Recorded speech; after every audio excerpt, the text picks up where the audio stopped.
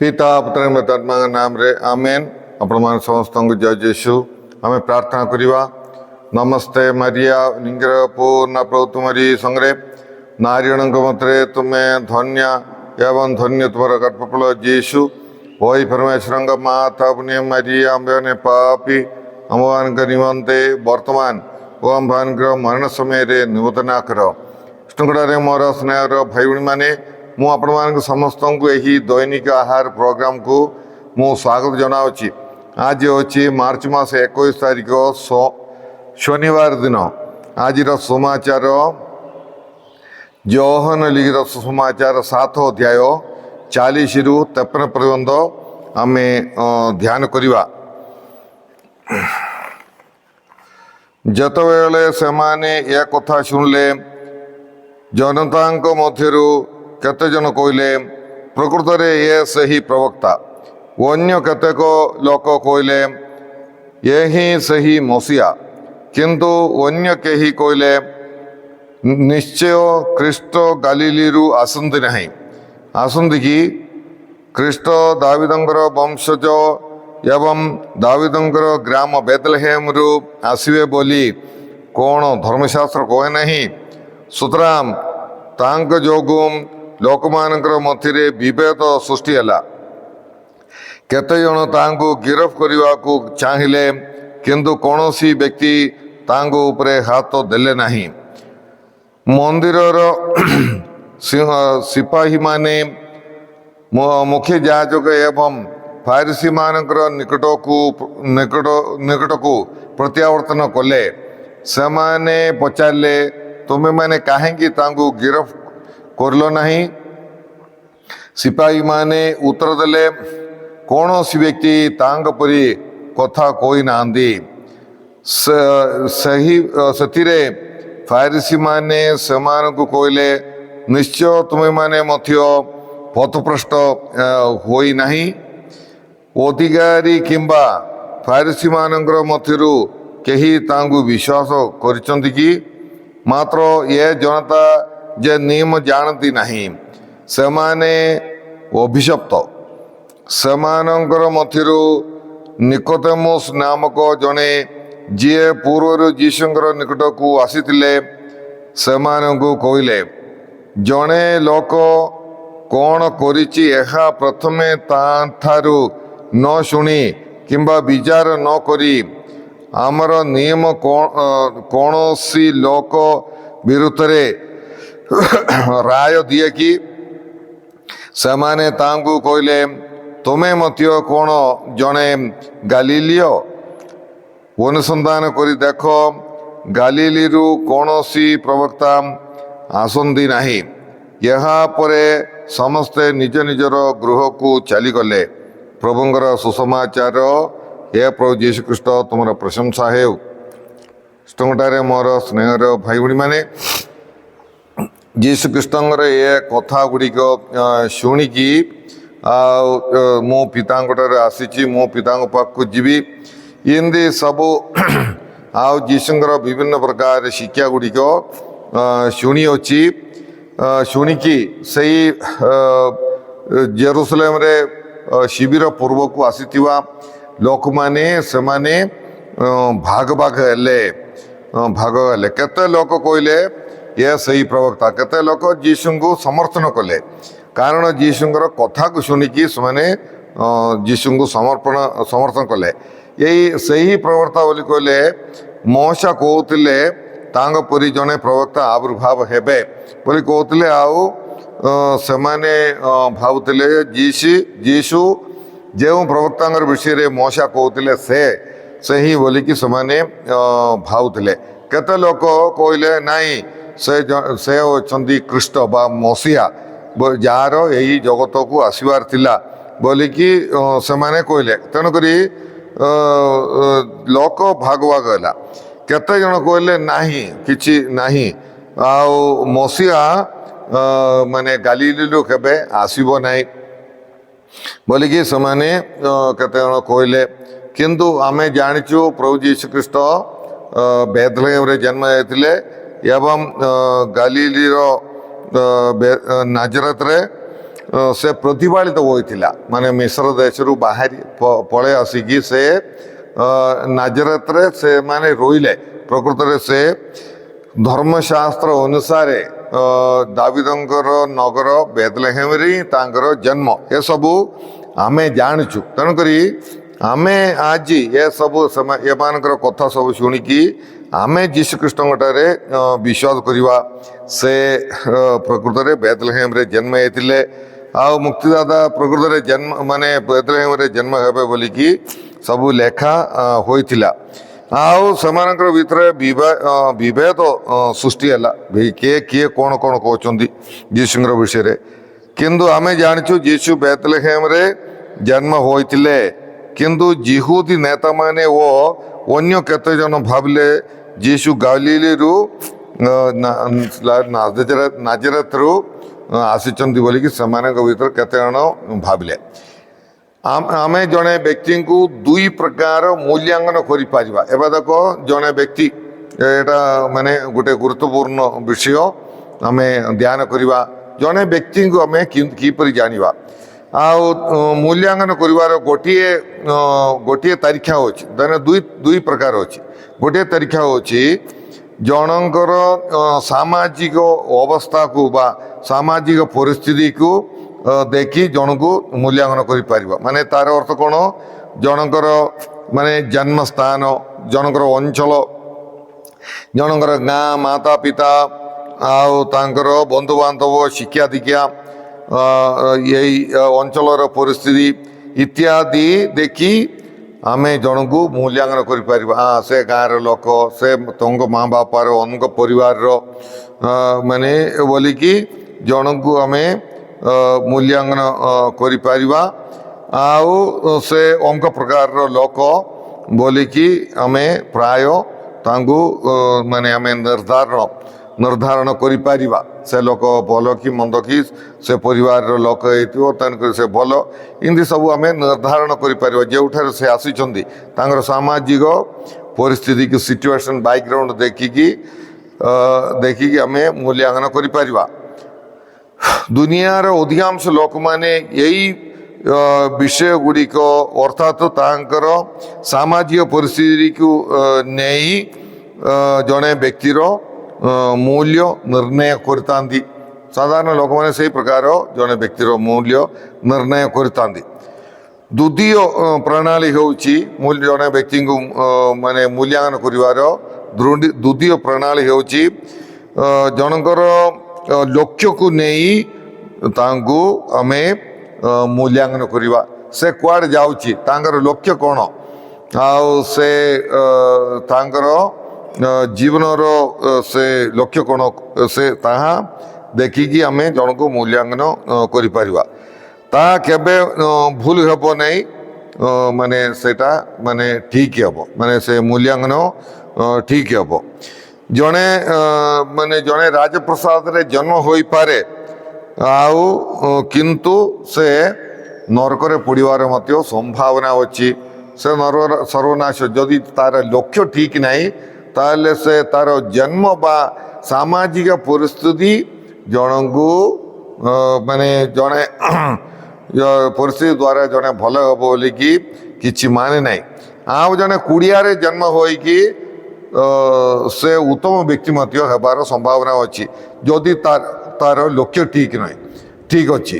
ଆଉ ଜଣେ କୁଡ଼ିଆରେ ଜନ୍ମ ହେଇକି ସେ ସ୍ୱର୍ଗ ପ୍ରାପ୍ତ ମଧ୍ୟ ହୋଇପାରିବ। ତେଣୁକରି ଯେଉଁଠାରେ ସେ ଜନ୍ମ ହେଇଛି ସେ ସାମାଜିକ ପରିସ୍ଥିତିକୁ ନେଇକି ଆମେ ଜଣଙ୍କୁ ମୂଲ୍ୟାଙ୍କନ କରିବାଟା ଠିକ୍ ନାହିଁ। ସେ ଅମୁକ ଗାଁରୁ ଆସିଛି, ମାନେ ଏବେ ସେମାନେ କ'ଣ କହୁଥିଲେ, ଗାଲିଲରୁ ଆସିବା ଲୋକ ସବୁ ଖରାପ, ସେଇଟା ଠିକ୍ ନାହିଁ। ଗାଲିଲରୁ ଆସିବା ଲୋକର ଯଦି ଲକ୍ଷ୍ୟ ଠିକ୍ ଅଛି, ସେ କୁଆଡ଼କୁ ଯାଉଛି, ତାଙ୍କର ମାନେ କୁଆଡ଼କୁ ଗତି କରୁଛି, ସେ ଉପରେ ମାନେ ଆମେ ସେ ବ୍ୟକ୍ତିଙ୍କୁ ତାହା ଦେଖିକି ଆମେ ତାଙ୍କୁ ମୂଲ୍ୟାଙ୍କନ କରିବାକୁ ପଡ଼ିବ। ତେଣୁ ଜଣେ ତାଙ୍କର ଜୀବନକୁ କିପରି ଆରମ୍ଭ କଲା ତାହା ଗୁରୁତ୍ୱପୂର୍ଣ୍ଣ ନୁହେଁ। ଗୁରୁତ୍ୱପୂର୍ଣ୍ଣ ଆରମ୍ଭ କେମିତି କରୁଛି ସେଟା ଗୁରୁତ୍ୱ, ଜନ୍ମ ହେବାଟା ଗୁରୁତ୍ୱପୂର୍ଣ୍ଣ ନାହିଁ, କିନ୍ତୁ କିପରି ଶେଷ କଲା ତାହା ଗୁରୁତ୍ୱପୂର୍ଣ୍ଣ। ମାନେ ଆରମ୍ଭ କରିବାଠାରୁ ଶେଷ କରିବାଟା ଗୁରୁତ୍ୱପୂର୍ଣ୍ଣ। ତେଣୁ ଜଣଙ୍କର ଲକ୍ଷ୍ୟ ବା ଜଣେ କି ଦିଗକୁ ଗତି କରୁଅଛି ତାହା ଦେଖି ଜଣକୁ ମୂଲ୍ୟାଙ୍କନ କରିବା ଉଚିତ। ମାନେ କୁଆଡ଼େ ଯାଉଛି ନାଇଁକି ଆମେ ଜାଣିଛୁ କେତେକ ଲୋକ ମାନେ ସେମାନଙ୍କର ସାମାଜିକ ପରିସ୍ଥିତି ବେଶୀ ଖରାପ ଥିଲେ ମଧ୍ୟ ସେମାନେ ନିଜେ ଗୋଟେ ଲକ୍ଷ୍ୟ ନେଇକି ସେମାନେ ମାନେ ସେମାନେ କ'ଣ ସେମାନେ ଗୋଟେ ଭଦ୍ର ବ୍ୟକ୍ତି ହୁଅନ୍ତି ଆଉ ସେମାନେ ଗୋଟିଏ ଉତ୍ତମ ବ୍ୟକ୍ତି ହୁଅନ୍ତି। ତୁମେ କେଉଁଠାରୁ ଆସିଛ ତାହା ନୁହେଁ କିନ୍ତୁ କେଉଁଠାକୁ ଯାଉଛ କେଉଁଠାକୁ ଗତି କରୁଛ ତାହା ଗୁରୁତ୍ୱପୂର୍ଣ୍ଣ। ଏଇଟା ହେଉଛି କଥା। ତେଣୁକରି ତୁମେ ମାନେ କେଉଁଠାରୁ ତୁମେ ଆସିଛ ତାହା ନୁହେଁ କିନ୍ତୁ କେଉଁଠାକୁ ଯାଉଛ ତାମାନେ ତୁମର ଗତି ତୁମର ଲକ୍ଷ୍ୟ ଗୁରୁତ୍ୱପୂର୍ଣ୍ଣ। ଆଉ ଯୀଶୁଙ୍କର ଲକ୍ଷ୍ୟ ଯୀଶୁ ମାର୍କୋ ସୁସମାଚାର 7:33 ସେ କହୁଛନ୍ତି ତାଙ୍କର ଲକ୍ଷ୍ୟ କ'ଣ? ସେ କହନ୍ତି ମୁଁ ପିତାଙ୍କର ନିକଟକୁ ଚାଲିଯିବି। ଆଉ ସେଟା ଯୀଶୁଙ୍କର ଲକ୍ଷ୍ୟ ଅଛି ପିତା ପରମେଶ୍ୱରଙ୍କ ଆଡ଼କୁ ଯିବା। ତାଙ୍କର ଲକ୍ଷ୍ୟ ଠିକ୍ ଅଛି। ଆଉ ଏଥିରେ ଯିହୁଦୀ ନେତାମାନଙ୍କର ଭୁଲ ହେଇଗଲା ମାନେ ସେମାନେ ଯୀଶୁଙ୍କୁ ମୂଲ୍ୟାଙ୍କନ କରିବାଟା ଠିକ୍ ହେଲା ନାହିଁ। କାରଣ ଯୀଶୁ ପିତା ପରମେଶ୍ୱରଙ୍କ ଆଡ଼କୁ ଲକ୍ଷ୍ୟ କରି ଜୀବନ ଯାପନ କରନ୍ତି। ସ୍ୱର୍ଗକୁ ପରିତ୍ରାଣ ସ୍ୱର୍ଗରେ ସେ ପିତା ପରମେଶ୍ୱରଙ୍କର ଦକ୍ଷିଣ ପାର୍ଶ୍ୱରେ ସେ ଉପବେଶନ କରିବେ, ସେ ରହିବେ, ଦକ୍ଷିଣ ପାର୍ଶ୍ୱରେ ସେ ରହିବେ, ସେ ବସିବେ। ତାହା ଆମେ ଜାଣିଛୁ। ତେଣୁକରି ସେଇ ପ୍ରକାର ଯୀଶୁଙ୍କୁ ମୂଲ୍ୟାଙ୍କନ କରିବାର ଥିଲା। ସେ ମାନେ ଯୀଶୁ ପିତା ପରମେଶ୍ୱରଙ୍କର ଦକ୍ଷିଣ ପାର୍ଶ୍ୱରେ ସ୍ଥାନ ପାଇବାକୁ ଥିବା ବ୍ୟକ୍ତି ସେ ଗୋଟିଏ ପାପୀ ନାହିଁ, ସାଧାରଣ ମଣିଷ ନାହିଁ। ଏହା ଯିହୁଦୀ ନେତାମାନେ ମୂଲ୍ୟାଙ୍କନ କରିବାକୁ ଥିଲା। ଆମେ ମଧ୍ୟ ଅନ୍ୟମାନଙ୍କୁ ଜଣଙ୍କର ସାମାଜିକ ପରିସ୍ଥିତିକୁ ନେଇ ମାନେ ମୂଲ୍ୟ ନିର୍ଦ୍ଧାରିତ କରିବାଟା ମାନେ ତାହା ମଧ୍ୟ ଠିକ୍ ନାହିଁ। ବରଂ ସେହି ବ୍ୟକ୍ତିର ଲକ୍ଷ୍ୟକୁ ଦେଖି ମୂଲ୍ୟ ନିର୍ଣ୍ଣୟ କରିବାର ଅଛି। ଆମେ ମଧ୍ୟ ସେ ଲୋକଟା ସେ ପରିବାରର, ସେ ଗାଁର ଭଲ ନାହିଁ, ସେ ଜାତିର, କିନ୍ତୁ ଆମେ କେବେ ବି ଜଣଙ୍କୁ ମୂଲ୍ୟାଙ୍କନ କରିବାଟା ମାନେ ଠିକ୍ ନାହିଁ। ଆମେ ବେଳେବେଳେ ସେମିତି କରୁଛୁ ଏବଂ ଆମର ମାନେ ମୂଲ୍ୟାଙ୍କନ ଆମେ ସେ ମାନେ ସେଟା ଠିକ୍ ହେଉନାହିଁ। ତେଣୁକରି କାହାକୁ ମଧ୍ୟ ତାଙ୍କର ସାମାଜିକ ପରିସ୍ଥିତିକି ନେଇକି ଆମେ ମୂଲ୍ୟାଙ୍କନ କରିବାଟା ମାନେ ଠିକ୍ ନାହିଁ। ଆମେ ସତର୍କରେ ଜଣଙ୍କୁ ସେ ତାଙ୍କର ଲକ୍ଷ୍ୟ କ'ଣ ତାହାକୁ ଦେଖିକି ଆମେ ତାଙ୍କୁ ମୂଲ୍ୟାଙ୍କନ କରିବାର ଅଛି। କେଉଁ ମୂଲ୍ୟ ପାଇ ସେ ରହୁଛି, ତାର ଲକ୍ଷ୍ୟ କ'ଣ ସେଇଟା ଗୁରୁତ୍ୱପୂର୍ଣ୍ଣ। ଆଉ ତାଙ୍କର ଦୃଷ୍ଟି କୁଆଡ଼େ ଅଛି ସେଇଟା ଦେଖିକି ଆମେ ଜଣଙ୍କୁ ମୂଲ୍ୟାଙ୍କନ କରିବାର ଅଛି, ତାଙ୍କର ଲକ୍ଷ୍ୟ। ଆଉ ଯୀଶୁଙ୍କୁ ଆଉ ଗୋଟେ ଘଟଣା, ଯୀଶୁଙ୍କୁ ଆରେଷ୍ଟ କରିବା ପାଇଁ କେତେ ଜଣ ସିପାହୀମାନଙ୍କୁ ଯିହୁଦୀ ନେତାମାନେ ପଠାଇଦେଲେ। ହେଲେ ସେମାନେ ଯୀଶୁଙ୍କୁ ଆରେଷ୍ଟ କଲେ ନାହିଁ। ଆଉ ସେମାନେ ସେଇଟା ସାନହେଡ୍ରିନ୍ ବୋଲି କହିଲେ। ସେ ଜେରୁସାଲେମ ମନ୍ଦିରରେ ଗୋଟେ କମିଟି ଥିଲା, 70 ଜଣ କମିଟି। ସେ କମିଟି ମାନେ ଯୀଶୁଙ୍କୁ ଆରେଷ୍ଟ କରିବା ପାଇଁ ପୋଲିସ ମାନଙ୍କୁ ପଠାଇ ଦେଇଥିଲେ। ହେଲେ ଯୀଶୁଙ୍କୁ ଆରେଷ୍ଟ ବା ଗିରଫ କରିବାକୁ ଆସିଥିବା ବ୍ୟକ୍ତିମାନେ, ସେମାନେ ସାନହେଡ୍ରିନ୍ର ସିପାହୀମାନେ ଯୀଶୁ କହିଥିବା ଆଧ୍ୟାତ୍ମିକ ବିଷୟକୁ ଶୁଣି ସେମାନେ ଅଚମ୍ବିତ ହେଲେ। ଆଉ ଆରେଷ୍ଟ ନ କରି ଫେରିଗଲେ। ହେଲେ ସେମାନେ କ'ଣ କହିଲେ? ତାଙ୍କ ପରି କିଏ କଥା କହିନାହିଁ। ତାଙ୍କର ମାନେ ତାର ଅର୍ଥ କ'ଣ? ତାଙ୍କର କଥା ଶୁଣିକି ସେମାନେ ଅଚମ୍ବିତ, ମାନେ ସେମାନେ ଆଶ୍ଚର୍ଯ୍ୟ ହେଇଗଲେ। ଆଉ ଯୀଶୁ ଆମେ ଜାଣିଛୁ ଯୀଶୁ କୌଣସି ଗଳ୍ପ କହୁନାହିଁ। ଯୀଶୁ ଆଧ୍ୟାତ୍ମିକ ବିଷୟ କହନ୍ତି, ଆଧ୍ୟାତ୍ମିକ ଶିକ୍ଷା ଦିଅନ୍ତି, ପରିତ୍ରାଣ ବିଷୟରେ କହନ୍ତି, ସ୍ୱର୍ଗରାଜ୍ୟର ବିଷୟରେ କହନ୍ତି, ସ୍ନେହ ପ୍ରେମର ବିଷୟରେ ଯୀଶୁ କହନ୍ତି। ହେଲେ ଏଇ କଥାକୁ ଶୁଣିକି ସେମାନେ ପୁରା ମନ ପରିବର୍ତ୍ତନ କଲେ। ଆରେଷ୍ଟ କରିବା ପାଇଁ ତାଙ୍କୁ ମନେ ଲାଗିଲା ନାହିଁ। କାରଣ ଏ ଜଣେ ଠିକ୍ ଲୋକ, ଏ ଜଣେ ଧାର୍ମିକ ଲୋକ, ଏ ଜଣେ ପ୍ରବକ୍ତା, ଏ ଈଶ୍ୱରଙ୍କର ପୁତ୍ର, ଏଇ ପ୍ରକାର କଥା ଏଇ ଦୁନିଆରେ କେହି କହି ନାହିଁ ବୋଲି କହିଲେ ଯୀଶୁଙ୍କର କଥା ପୁରାପୁରି ଅଲଗା। ଯୀଶୁ ଗୋଟିଏ ମାନେ ସାଧାରଣ ବ୍ୟକ୍ତି ନାହିଁ, ଯୀଶୁ ଜଣେ ଅସାଧାରଣ ବ୍ୟକ୍ତି ବୋଲିକି ସେଇ ସିପାହୀମାନେ ସେମାନେ ଜାଣିପାରିଲେ। ଯେଉଁମାନେ ବିଭିନ୍ନ ପ୍ରକାର କୂଟ କପଟ ମାନେ ଯୀଶୁ କହୁଛନ୍ତି ତୁମେ ଚୂନ ମାରିଥିବା ସମାଧି ପରି ଫାରିସୀମାନଙ୍କୁ ଧର୍ମଶାସ୍ତ୍ରମାନଙ୍କୁ ଯୀଶୁ କହିଲେ। ସେଇ ପ୍ରକାର କପଟି ଲୋକ ହିଁ ଯୀଶୁଙ୍କ ଠାରେ ଯୀଶୁଙ୍କୁ ଦୋଷାରୋପ କରିବେ। ତେଣୁକରି ଯୀଶୁ ପ୍ରକୃତରେ ଈଶ୍ୱରଙ୍କର ପୁତ୍ର ଏବଂ ଜଣେ ଅସାଧାରଣ ବ୍ୟକ୍ତି ବୋଲି ସେଇ ଶତ୍ରୁମାନେ ମଧ୍ୟ ମାନେ ମାନି ନେଲେ, ସେଇ ସିପାହୀମାନେ ମଧ୍ୟ ମାନିଲେ। ଆଉ ଯୀଶୁଙ୍କର କଥା ଶୁଣିକି ସେ ତାଙ୍କର ବିରୋଧ ସେମାନେ କରିପାରିଲେ ନାହିଁ। ଆଉ ସେତିକି ପାୱାରଫୁଲ୍ ଥିଲା ଯୀଶୁଙ୍କର କଥା ଗୁଡ଼ିକ। ଆଉ ପ୍ରତିରୋଧ କରିପାରିଲେ ନାହିଁ, ଯୀଶୁଙ୍କୁ କିଛି ପ୍ରତିରୋଧ କରିପାରିଲେ ନାହିଁ। ଆରେଷ୍ଟ କରିବାର ଅଛି ହେଲେ କିଛି କାରଣ ଥିବାର ଅଛି। ଆଉ ଅମୂଲ୍ୟ ପଦ ଗୁଡ଼ିକ, ଅନୁତାପର ପଦ ଗୁଡ଼ିକ ଯୀଶୁ ସେମାନେ କ'ଣ ହେଲା, ସେମାନେ କହିଲେ ଯୀଶୁଙ୍କର କଥା ଗୁଡ଼ିକ ଅମୂଲ୍ୟ କଥା ଯାକ, ତାର ମାନେ ତା ମହାନ ମୂଲ୍ୟବାନ କଥା ଯାକ ଯୀଶୁ କହୁଥିଲେ। ତାପରେ ସେମାନେ ଅନୁତାପ କଲେ ଏ ଲୋକକୁ ଆରେଷ୍ଟ କରିବାଟା ଠିକ୍ ନାହିଁ ବୋଲିକି ସେମାନଙ୍କର ମନ ପରିବର୍ତ୍ତନ ହେଇଗଲା। ଆଉ ଶତ୍ରୁଙ୍କୁ ପରାସ୍ତ କରିଥିବା ପରି ବାକ୍ୟ ଯୀଶୁ କହୁଥିଲେ। ଶତ୍ରୁମାନଙ୍କୁ ପରାସ୍ତ କଲା ପରି ଯୀଶୁ କଥା କହୁଥିଲେ। ତାପରେ ପରେ ସେଇ ସାଂଘାତିରେ ନିକୋଦେମୁସ୍, ଆମେ ଜାଣିଛୁ ନିକୋଦେମୁସ୍ ଯୀଶୁଙ୍କ ପାଖକୁ ରାତିରେ ଆସିଲେ। ସେ ଜଣେ ଫାରିସି ଆସିଥିଲେ ଆଉ ଯୀଶୁଙ୍କ ଠାରେ କଥାବାର୍ତ୍ତା କରୁଥିଲେ। ଆଉ ସେ ଏଇଠି ମୁଁ ଯୀଶୁ ଖ୍ରୀଷ୍ଟଙ୍କ ମାନେ କ'ଣ ଅଛି, ଆମର ମାନେ ନିୟମ ଜାଣିବା ଲୋକ ବା ଆମର ଯୁହୁଦୀ ନେତାମାନେ କିଏ ହେଲେ ତାଙ୍କଠାରେ ବିଶ୍ୱାସ କଲେ କି ବୋଲିକି ସେମାନେ ସାଂଘାତିରେ କଥାବାର୍ତ୍ତା କଲା ବେଳକୁ ନିକୋଦେମୁସ୍ କହିଲେ, ନିକୋଦେମୁସ୍ଙ୍କର କ'ଣ ଅଛି, ତାଙ୍କ ଯୀଶୁ ଖ୍ରୀଷ୍ଟଙ୍କଠାରେ ସେ ବିଶ୍ୱାସ କରିଛନ୍ତି, ସେ ଈଶ୍ୱରଙ୍କର ପୁତ୍ର ବୋଲିକି ସେ ବିଶ୍ୱାସ କରିଛନ୍ତି।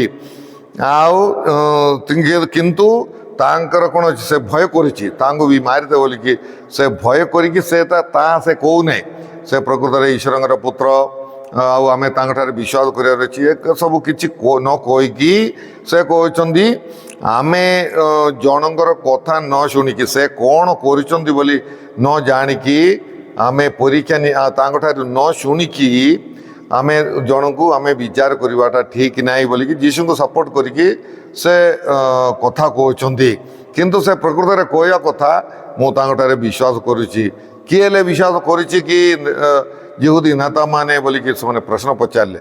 ସେତେବେଳେ ନିକୋଦେମସ୍ କହିବା କଥା ମୁଁ ବିଶ୍ୱାସ କରିଛି ବୋଲି, କିନ୍ତୁ ସେତିକି ଧୈର୍ଯ୍ୟ ତାଙ୍କର ନଥିଲା ପ୍ରିୟ ଭାଇ ଭଉଣୀମାନେ। ତେଣୁକରି ଆଉ ମାନେ ଏଇ ପ୍ରକାର ନିକୋଦେମସ୍ ସେ ମାନେ ସେଇ ପ୍ରକାର ତାଙ୍କର ସେ ବିଶ୍ୱାସ କ'ଣ ଅଛି ପରୋକ୍ଷ ଭାବରେ ସେ ପ୍ରକାଶରେ ନାହିଁ, ପରୋକ୍ଷ ଭାବରେ ସେ ପ୍ରକାଶ କରିଛନ୍ତି। ଆଉ କିନ୍ତୁ ପରେ ପରେ ଆମେ ନିକୋଦେମସ୍ ଆଉ ଥରେ ଆସିବ ଯୀଶୁଙ୍କର ମୃତ ଶରୀରକୁ ସମାଧି ଦେବା ପାଇଁ ଏବଂ ତାଙ୍କର ବିଶ୍ୱାସ ସେ ସେଇଠି ପ୍ରକାଶ କରିବାଟା ଆମେ ଦେଖିପାରିବା। ତେଣୁ ପ୍ରିୟ ଭାଇ ଭଉଣୀମାନେ ଆମ୍ଭେମାନେ ଏଇ ପ୍ରକାର ମାନେ ଯୀଶୁ ଅଛନ୍ତି ସତ୍ୟ ଈଶ୍ୱର, ଆମେ ବିଶ୍ୱାସ କରିବା, ତାଙ୍କର ଶକ୍ତିକୁ ଆମେ ଅନୁଭବ କରିବା। ସେ ଅଛନ୍ତି ସର୍ବଶକ୍ତିମାନ, ତାଙ୍କଠାରେ ଆମେ ବିଶ୍ୱାସ କରିବା। ଆଜି ପର୍ଯ୍ୟନ୍ତ ଯୀଶୁ ଯାହା ମାଥିଉଲିର ସୁମାଚାର 7:33 କହିଲେ, ମୁଁ ପିତାଙ୍କ ପାଖକୁ ଯାଉଛି, ସେଠାରେ ଥାଇକି ଆମ ପାଇଁ ମଧ୍ୟସ୍ଥ କରିଛନ୍ତି, କାରଣ ସେ ଅଛନ୍ତି ପିତାଙ୍କର ପୁତ୍ର, ସେ ଅଛନ୍ତି ପରମେଶ୍ୱର। ତାଙ୍କଠାରେ ବିଶ୍ୱାସ କରି ପ୍ରାର୍ଥନା କରି ତାଙ୍କର ଅନୁଗ୍ରହ ପାଇବା ପାଇଁ, ପରିତ୍ରାଣ ପାଇବା ପାଇଁ ଆମେ ଚେଷ୍ଟା କରିବା। ଆମେ ପ୍ରାର୍ଥନା କରିବା। ହେ ପ୍ରଭୁ ପରମେଶ୍ୱର, ଆଜିର ସମାଚାର ପାଇଁ ଆମେ ତୁମକୁ ଧନ୍ୟବାଦ ଦେଉଅଛୁ। ହେ ପ୍ରଭୁ, ଯୁହୁଦୀ ନେତାମାନେ ଯେଉଁମାନେ କପଟି, ସେମାନେ ଯୀଶୁଖ୍ରୀଷ୍ଟଙ୍କଠାରେ ବିଶ୍ୱାସ କରିପାରିଲେ ନାହିଁ। ସେମାନେ ନିୟମକୁ ଲଙ୍ଘନ କରୁଛନ୍ତି, ସେମାନେ ମୂର୍ଖ ପରି କଥା କହୁଛନ୍ତି। ଗଲିଲିରୁ କୌଣସି ପ୍ରବକ୍ତା ଆସିଛି କି ବୋଲିକି ସେମାନେ ନିନ୍ଦା କରୁଛନ୍ତି। ପ୍ରକୃତରେ ଗଲିଲିରୁ ବିଭିନ୍ନ ପ୍ରକାର ପ୍ରବକ୍ତା ମାନେ ଆବିର୍ଭାବ ହୋଇଥିଲେ ମଧ୍ୟ ସେମାନେ ଯୀଶୁଙ୍କୁ ବି ନିନ୍ଦା କଲେ। ସେମାନେ ମୂର୍ଖ କଥା ଯାକ କହୁଥିଲେ। ଏ ପ୍ରଭୁ, ଆମର ଜୀବନରୁ ଏଇ ପ୍ରକାର ଜଣଙ୍କର ସାମାଜିକ ବ୍ୟାକଗ୍ରାଉଣ୍ଡ, ସାମାଜିକ ପରିସ୍ଥିତି ଦେଖିକି କାହାକୁ ମୂଲ୍ୟାଙ୍କନ ନ କରିବା ପାଇଁ, ତଳେ ନ ପକାଇବା ପାଇଁ ଆମ୍ଭମାନଙ୍କୁ